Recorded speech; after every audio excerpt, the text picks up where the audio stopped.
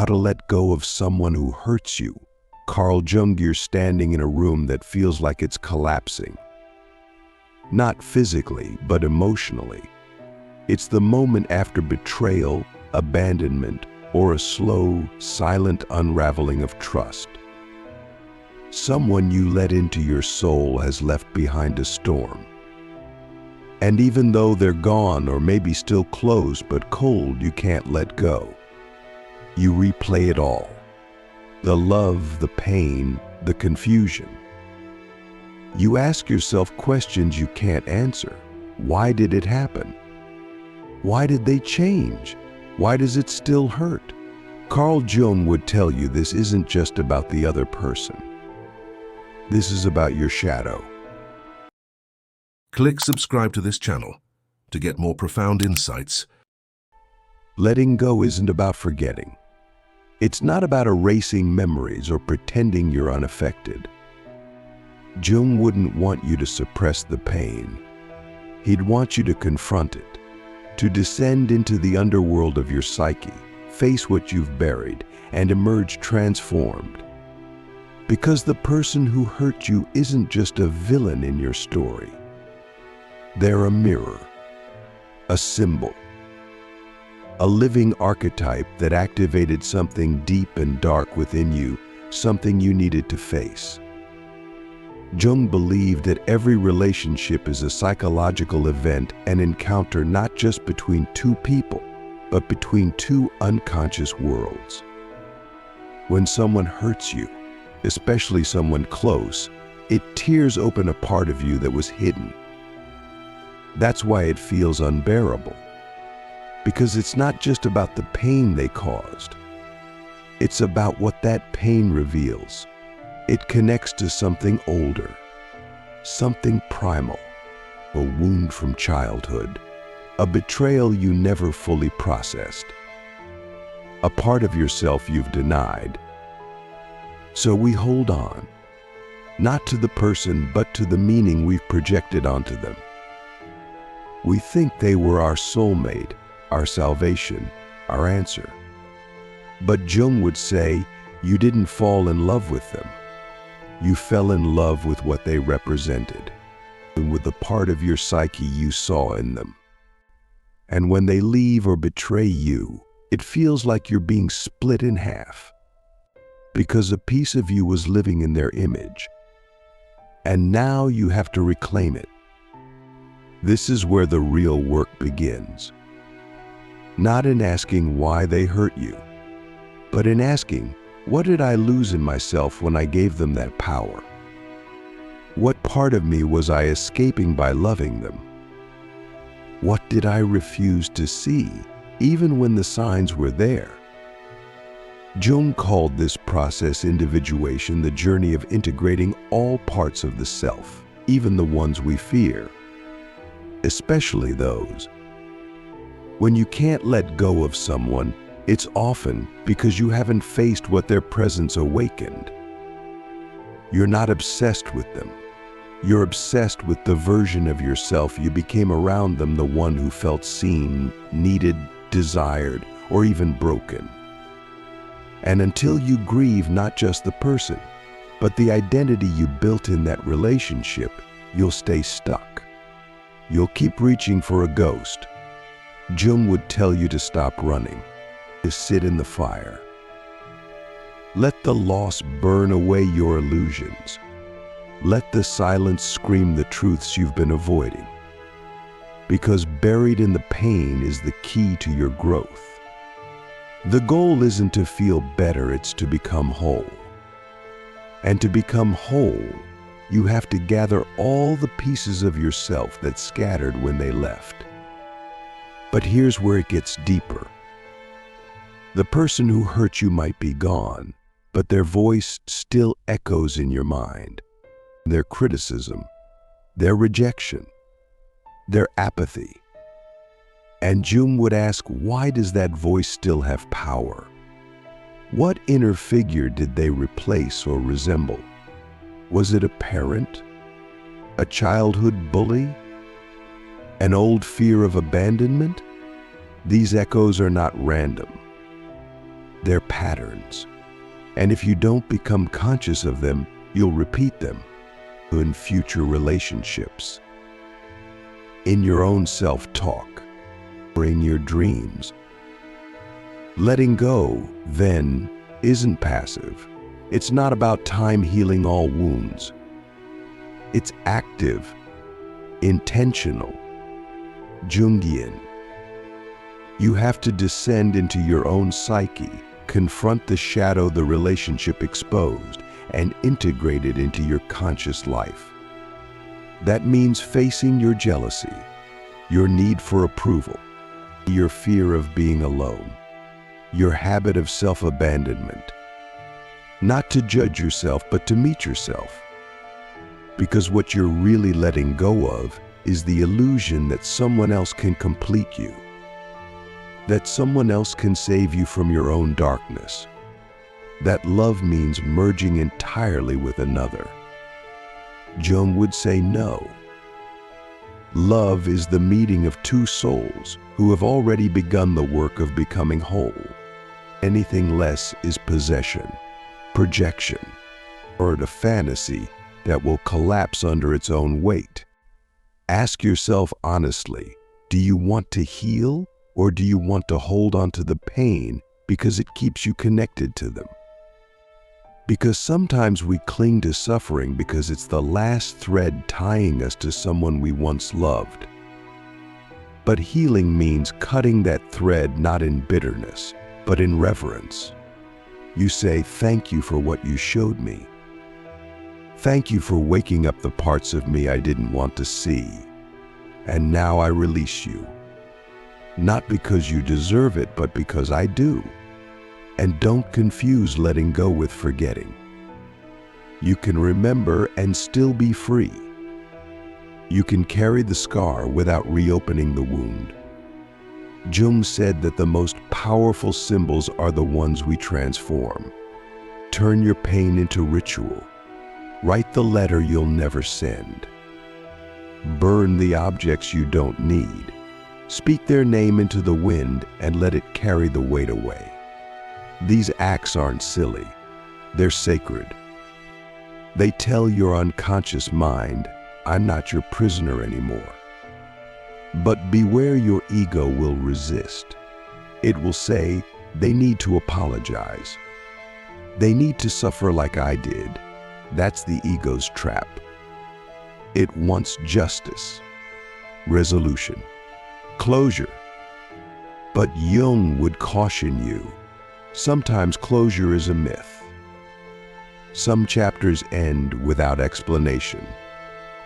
Some people never own what they did. And if you wait for them to do so, you give them control over your healing. You give your power away again. The real closure is inner. It's when you stop needing the past to be different.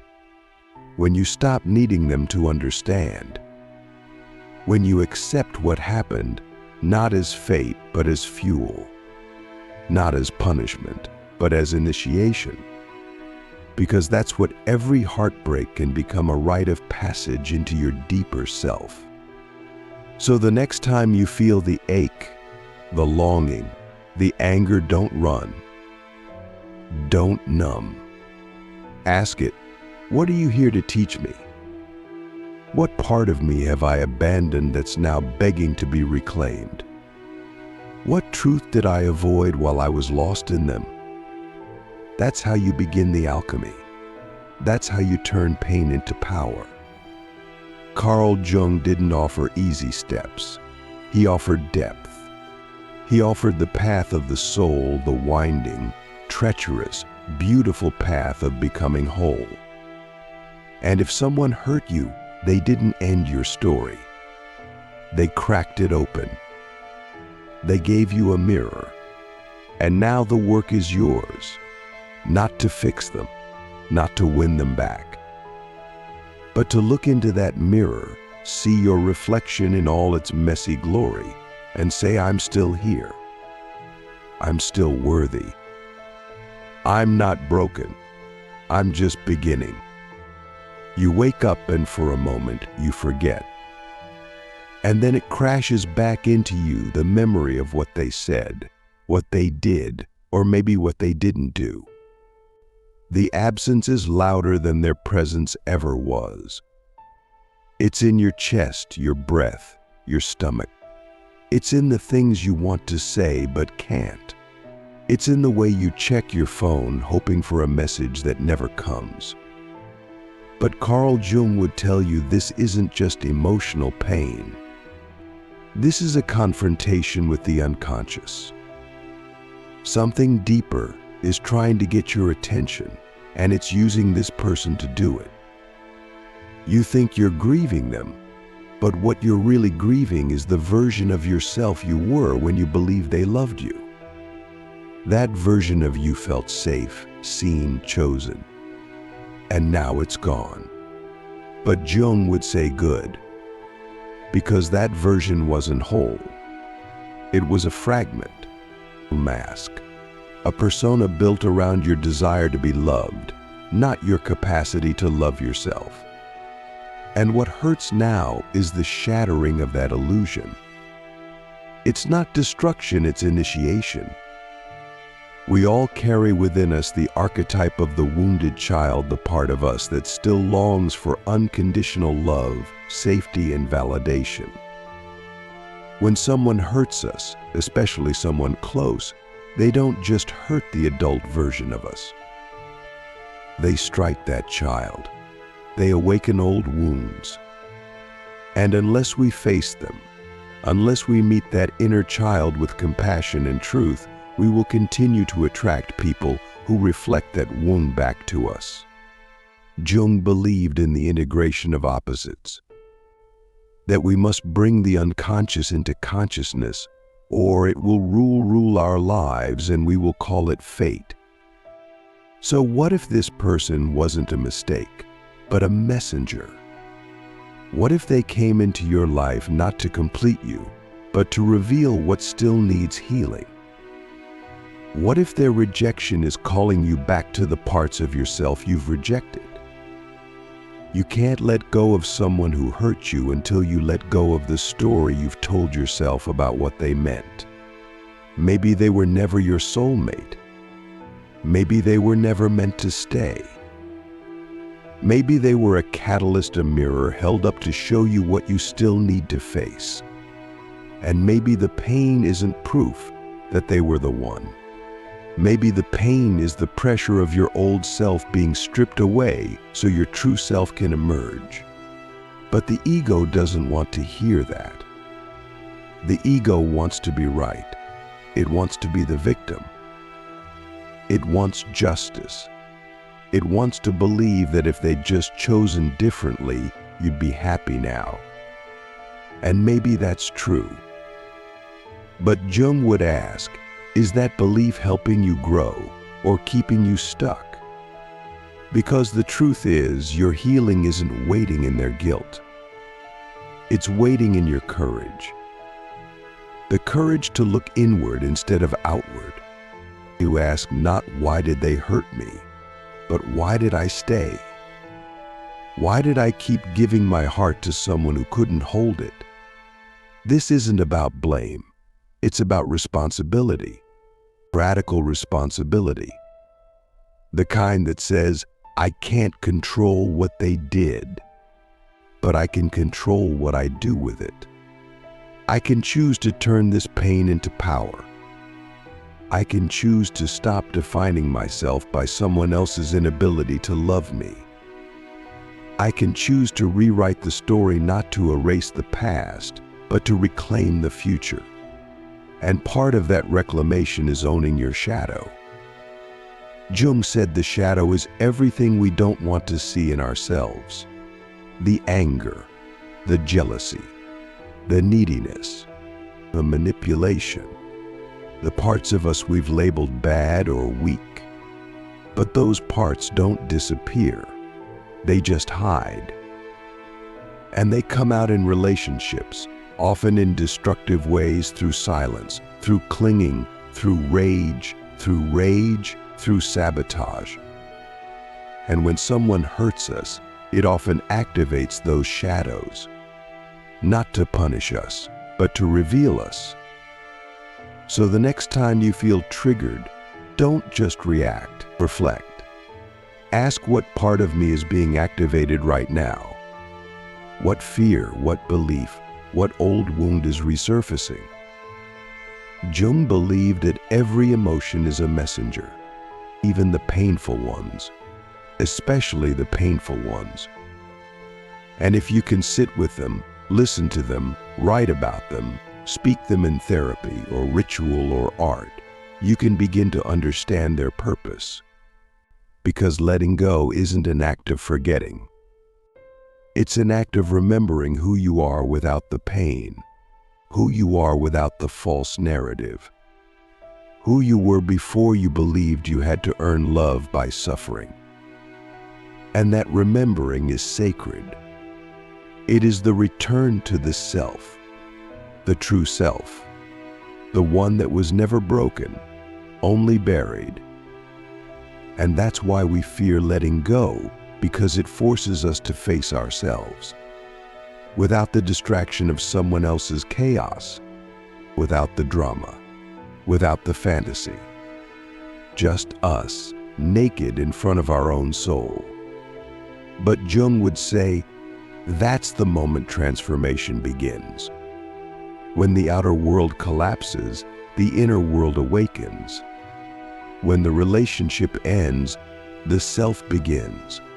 So what rituals can you create to support this process? Can you write a letter to your younger self, the one who felt abandoned, and tell them they're safe now? Can you journal the truth of the relationship, not the fantasy, but the reality? Can you speak to the version of you that tolerated the pain and ask them why they stayed?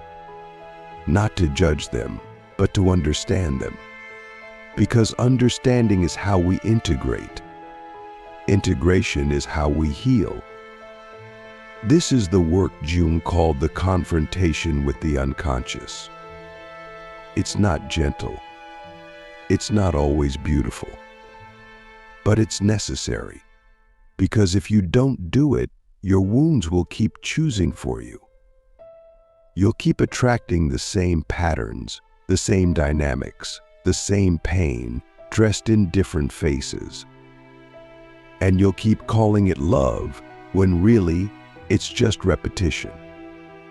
But once you face the unconscious, once you bring light into the darkness, you begin to change. Not instantly, not perfectly, but deeply. You begin to choose differently. You begin to see red flags where you used to see potential. You begin to honor your boundaries. You begin to protect your peace. And most importantly, you begin to see yourself not as someone who was hurt, but as someone who is healing. And that shift is everything. Because the moment you stop seeing yourself as a victim of someone else's actions and start seeing yourself as a creator of your own reality, you begin to reclaim your power. Not in anger, not in revenge, but in presence. In grounded, embodied awareness that says, I am not defined by who left me, who broke me, or who couldn't love me. I am defined by what I do with it. So ask yourself, what have I been afraid to feel? What truth about this relationship have I been avoiding? What part of myself have I been abandoning in the name of love? And what would it look like to come back home to myself? Carl Jung believed that every wound is a portal, the doorway into deeper consciousness. And every heartbreak is an invitation not to collapse, but to awaken. Because the goal isn't to get over them. The goal is to become the person who no longer needs them. Not because you're bitter, but because you've become whole. Now you're no longer asking, why did they hurt me? You're asking, what do I still need to claim within myself? That's how you know the shift has begun. The pain may still linger, but it no longer controls you. That is the moment Carl Jung would call sacred, the moment you stop waiting for someone else to resolve your story and you begin to write the next chapter yourself. Not as a reaction, but as a conscious act of becoming. Letting go is not forgetting. Letting go is not pretending it never happened. Letting go is the decision to stop using their absence as a reason to abandon yourself. Their mistake, their betrayal, their distance, none of it defines your worth. But until you see that clearly, you'll keep looking back. Not because you want them, but because a part of you still believes you need their validation to be whole. Jung would say that's the ego speaking, the part of the psyche that's terrified of being nothing without someone else. But the ego is not your enemy. It's a protector. It built walls to keep you safe, identities to keep you functional, beliefs to keep you from falling apart. And now, in letting go, those walls start to crack. That's why it's so hard. That's why it feels like death. Because part of you is dying, the part that believed your safety was outside of you. The part that believed love had to hurt to be real. That part mourns the loss of illusion. But what rises in its place is truth. Jung taught us that healing happens when we integrate the conscious with the unconscious, when the light meets the shadow. So ask yourself, what unconscious need drove me to tolerate this pain? Was it the need to feel chosen? The need to save someone? The need to repeat a childhood pattern in hopes of changing the ending? These aren't just questions. They're keys. And when you answer them honestly, you unlock the doors that have been keeping you trapped. You see, the person who hurt you is not just them. They're a carrier of something archetypal. They are the trickster, the betrayer, the lost lover, the devourer. They are a symbol of something your soul needed to confront. And once you see them that way, not as a god, not as a devil, but as a symbol, you begin to reclaim your narrative. You begin to see that the ending wasn't about rejection. It was about redirection, a mirror forcing you to look inward. Jung would remind you, there is no journey without descent. There is no transformation without loss. And there is no rebirth without death. So let the grief come. Let yourself cry. Let yourself rage. Don't rush to move on. That's the ego's attempt to bypass the soul's work. True letting go is slow, deliberate, and conscious. You have to feel it all. You have to say goodbye 1,000 times, first to them, then to the version of you that needed them. And when the silence comes, don't panic. When the world feels still and empty, don't fill it with noise. Sit in it. That silence is sacred. It's the space where the new self begins to form. It's where your psyche starts to reorganize itself around truth, not trauma, around presence, not projection, around inner knowing, not external validation. Do you see now? Letting go is not an act of weakness. It's an act of authority. It's you stepping into the role of conscious creator. It's you saying, I decide what stays in my heart. I decide what stories I carry. I decide what I become, not based on who left, but based on who I now choose to be. And that choice is not a one-time event. It's a practice. You'll have days when you miss them, when the memory feels sharper than the present, when you question everything. That's okay. Jung believed that healing is not linear, it spirals. You revisit the same pain, but from different levels of awareness. Each time you understand more. Each time you suffer less. Each time you reclaim more power. So what does it mean to truly let go? It means you no longer need them to be the villain in your story. It means you stop asking them to validate your pain. It means you stop assigning your worth to their presence or absence. It means you take the lessons, the mirrors, the symbols, and you walk forward. Not to forget, but to transform.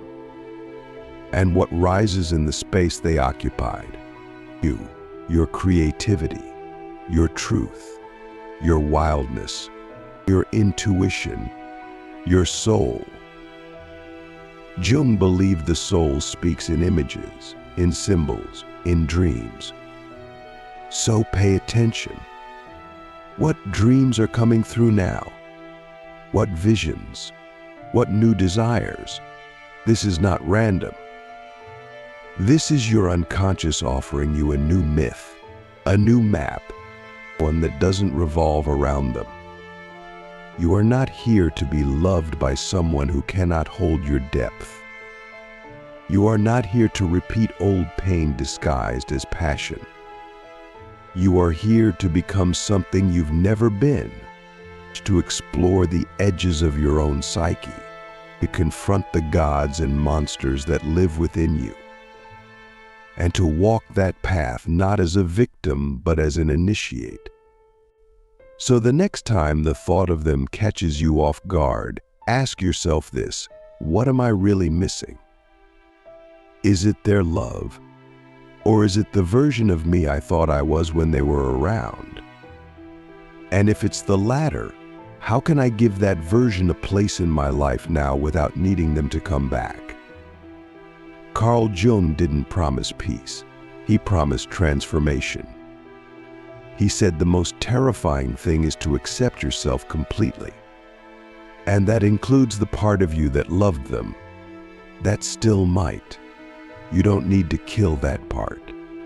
You need to welcome it home, integrate it, bless it, then move forward with all of you intact. Because the goal is not to erase the past. The goal is to make peace with it so it no longer defines you. To hold your memories like sacred stones, not to throw. Not to build a prison, but to build an altar to your own growth. A place where you can say, this is who I was, this is how I hurt, and this is who I am now. So take a breath. Take another. Feel the weight begin to lift, not because it's gone, but because you've decided to carry it differently. You've decided not to drag it, not to let it define you, but to carry it like an artifact. A symbol of the version of you who was brave enough to love, brave enough to break, and brave enough to rise. Letting go isn't the end of the story. It's the beginning of the one you were always meant to write.